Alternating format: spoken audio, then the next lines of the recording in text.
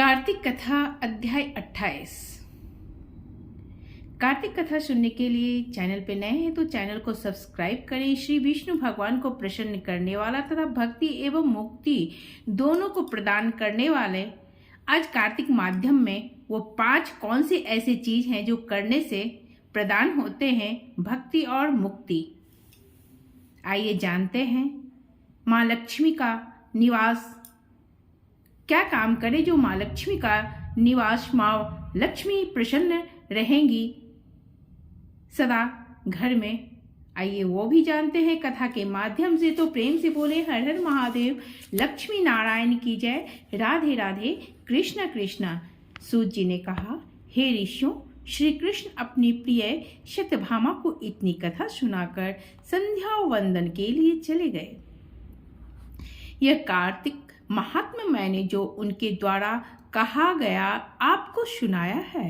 श्री विष्णु भगवान को प्रसन्न करने वाला तथा भक्ति एवं मुक्ति दोनों को ही प्रदान करने वाला है। जागरण, प्रातः स्नान, तुलसी सेवन, उद्यापन और दीपदान ये कार्तिक माह के 5 व्रत हैं। इनको करने वाला मनुष्य जीवन में सब व्याधाओं से दूर रहता है। ऋषियों ने पूछा, आपने श्री विष्णु भगवान को प्रसन्न करने वाला उत्तम फल देने वाला जो कार्तिक का व्रत इतिहास सहित सुनाया, जिसे सुन हमें अति आनंद हुआ। आपने बताया कि यह व्रत दुखों और पापों को दूर करने वाला है। मोक्ष और काम भोग की इच्छा रखने वाले इसे अवश्य करेंगे ही।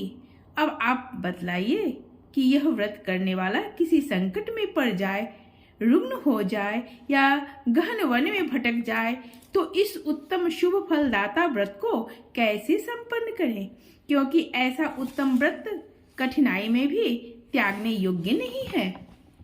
सूत जी बोले, आपने ये भला प्रश्न किया। इस व्रत का संकल्प लेकर वह मनुष्य श्री विष्णु भगवान अथवा शिव मंदिर में जाकर अथवा इनके अभाव में किसी अन्य देव स्थान पर जाकर जागरण, भजन, कीर्तन किया करे। जो किसी कठिन वन में हो तो तुलसी वन अथवा पीपल के वृक्ष के नीचे ऐसा करे। विष्णु मंदिर में विष्णु सहस्त्र नाम का जाप करना चाहिए एवं कीर्तन, नृत्य करना चाहिए।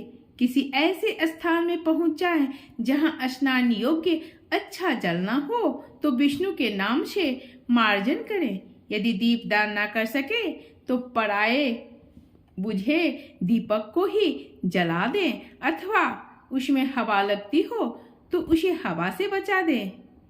तुलसी का पूजन करने के लिए तुलसी का पौधा ना मिले तो वैष्णव का पूजा करने, क्योंकि श्री भगवान सदा अपने भक्तों के समीप रहते हैं। इन सब के अभाव में व्रती को चाहिए कि पीपल और वट के वृक्षों का पूजन करें, क्योंकि यह दोनों वृक्ष अति पूजनीय कह गए हैं। व्रती को चाहिए कि वह पीपल वृक्ष का स्पर्श न करे, यदि करे तो केवल शनिवार के दिन ही स्पर्श करे। अध्याय 19। ऋषियों ने पूछा, हे महर्षि, आपने बताया कि व्रती का पीपल और वट वृक्षों का पूजन करना चाहिए, सो ये पूजनीय क्यों है? ये वृक्ष देवरूप कैसे हुए? इस संदेह का निवारण करने की कृपा करें। सूत जी बोले, हाँ, मैंने जो आपको बतलाया कि पीपल का वृक्ष विष्णु, वर शंकर तथा पलाश ब्रह्मा जी के रूप हैं, यह बात सत्य है। इस संबंध में आपको वह इतिहास सुनाता हूँ। एक समय किसी उत्तम वन में भ्रमण करते हुए शिव पार्वती हास विलास कर रहे थे कि वहाँ अग्नि आदि देवता मनोविनोद के लिए ब्राह्मण का रूप धर के पहुंच गए और तरह तरह से विघ्न लगने लगे। पार्वती ने विषय सुख में विघ्न करने वाले देवताओं से कहा, कृमि और कीट आदि भी विषय सुख का ज्ञान रखते हुए हैं, उसका महत्व समझते हैं तथा उसकी मर्यादाओं का उल्लंघन नहीं करते। तुमने जो इस कार्य में विघ्न किया, सो हे देवताओं, तुम सभी जड़ वृक्ष हो जाओ। सूत जी बोले, पार्वती जी द्वारा दिए गए इस श्राप के वश में ही समस्त देवताओं को दिया गया था। विष्णु, शंकर, ब्रह्मा भी क्रमशः पीपल, वर और पलाश रूप वृक्ष हो गए। हे मुनिवर, आपने कहा है कि पीपल के वृक्ष का स्पर्श केवल शनिवार के दिन करना चाहिए, शेष दिनों में नहीं। हमें इस विषय में शंका है, कृपया हमें इस विषय में भी जानकारी दें कि ऐसा क्यों। सूत जी बोले, आपकी इस शंका के निवारण के लिए मुझे समुद्र मंथन वाली घटना याद दिलानी होगी। समुद्र मंथन में देवताओं को रत्न मिले, उसमें कौस्तुभ मणि और लक्ष्मी विष्णु को प्राप्त हुए। जब विष्णु ने लक्ष्मी को अपनी भार्या बनाने की बात स्वीकार की तो लक्ष्मी बोली, हे देव, मुझसे बड़ी बहन जब कुंवारी है तो मुझ छोटी का विवाह आप पहले क्यों करते हो? सनातन धर्म के अनुसार बड़ी बहन का विवाह होने के बाद ही छोटे का विवाह होना चाहिए। यह सुनकर विष्णु ने उदालक नामक तपस्वी के साथ अनुग्रह करके लक्ष्मी की बहन अलक्ष्मी का विवाह करा दिया। बड़ी बहन अलक्ष्मी का मुख स्थूल था, बड़े बड़े दांत, लाल नेत्र और शरीर जीर्ण एवं कृश था। धर्मज्ञ मुनि उदालक ने विष्णु की आज्ञा से उसको अंगीकार कर लिया और अपने आश्रम पर ले आए। वहां होम का सुगंधित धुआं उठ रहा था, वेद ध्वनि हो रही थी, सुख शांति का साम्राज्य था।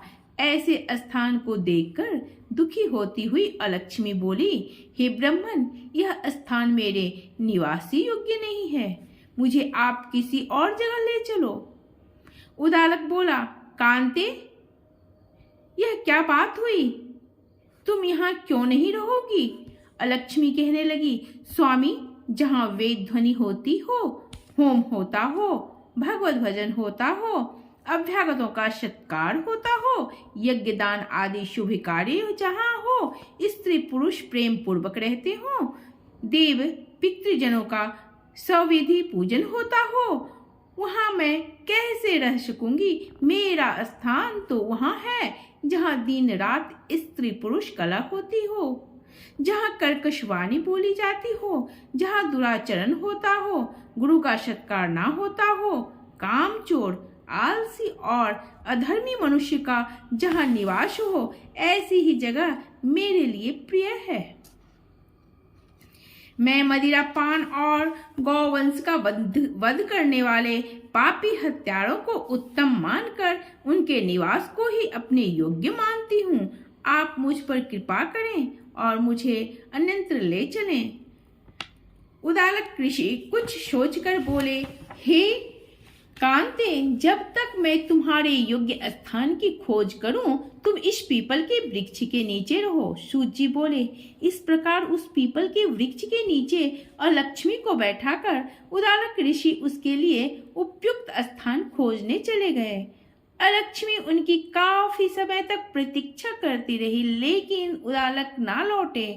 अपने का स्वामी द्वारा त्यागी हुई जानकर वह पीपल के वृक्ष के नीचे बैठी विलाप करने लगी। उसके विलाप और रुदन से बैकुंठ में विराजी लक्ष्मी जी व्याकुल हो उठी। उसने विष्णु से निवेदन किया, हे दयालु, आपको यदि मैं प्यारी हूँ तो आप मेरी बहन को, जो पति द्वारा त्यागी जाने से दुखी है, उसको जाकर धीरज दो, उसे समझाओ। तब भगवान विष्णु लक्ष्मी के साथ वहां पहुंचकर उसे धीरज देते हुए बोले, हे अलक्ष्मी, तू चिंता क्यों करती है? तू इस पीपल को ही अपना आश्रय दान जान, यहीं पर रह। यह मेरे अंश से उत्पन्न है, मेरा ही रूप है और मैंने तुझे यह स्थान दिया। प्रतिवर्ष कार्तिक पूर्णिमा को यहाँ पर तेरा पूजन होगा। जो व्यक्ति तुम्हारा पूजन पीपल के नीचे आज के दिन करेंगे, उनके घर में तेरी छोटी बहन अचल होकर रहेगी, जिससे तेरा अपकीर्ति नहीं होगी। अब स्त्रियों द्वारा आज के दिन धूप दीप से तुम भी पूजित होगे, और जो प्रति शनिवार के दिन पीपल का सूत लपेट कर तुम्हारा पूजन करेंगे, उनको मनोरथ सिद्ध होंगे। हाँ, रविवार के दिन जो तुम्हारा स्पर्श करेगा, वह दरिद्रता को प्राप्त करेगा। ऐसा कहकर विष्णु भगवान लक्ष्मी सहित चले गए। अलक्ष्मी वहां रहने लगी। सूत जी बोले, मैंने श्री कृष्ण, सत्यभामा तथा नारद और पृथु के मध्य संवाद को आप लोगों को सुनाया है। समस्त ऋषिगण अपनी जिज्ञासा को शांत करके आनंदित हो उठे। वे सब वहां से बद्रिका आश्रम दर्शन हेतु चले गए। इस पवित्र ज्ञान से परिपूर्ण कथा को जो भी मनुष्य पढ़े सुने, वह पापों से दूर रहकर अपने जीवन को सुखमय बनावे। प्रेम से बोले हर हर महादेव।